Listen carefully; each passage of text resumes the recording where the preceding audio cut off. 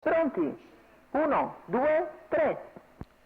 Buono il secondo segnale ed è Tosetta Spritz che gira velocissima e prende il comando davanti a Winner Best, poi Undebe in terza posizione davanti a Roger Waters, poi Taiga Jet.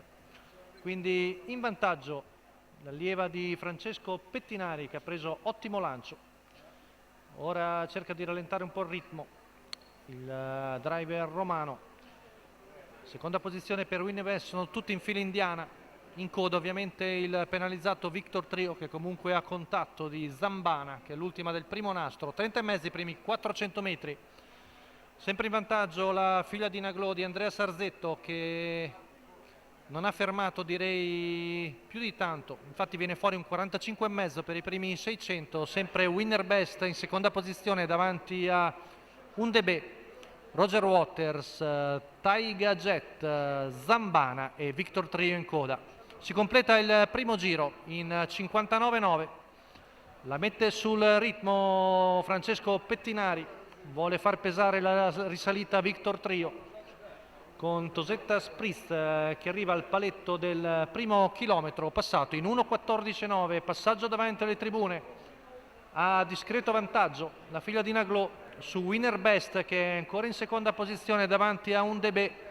Fa fatica ad avanzare ovviamente Victor Trio visto il ritmo, e allora Davide Di Stefano che sposta all'esterno col Sauro Roger Waters a fianco Undebe, va vicino a Winner Best che ora ha ricucito un po' di gap nei confronti della battistrada. Ora sono solo un paio di lunghezze il vantaggio di Tosetta Spritz. Winner Best si avvicina con Vincenzo Piscuoglio, poi Undebe in terza posizione, Roger Waters che ha un po' frenato lo spunto, ci prova anche Taiga Jet, ma Tosetta Spritz è ripartita dopo una frazione di là in 14,3.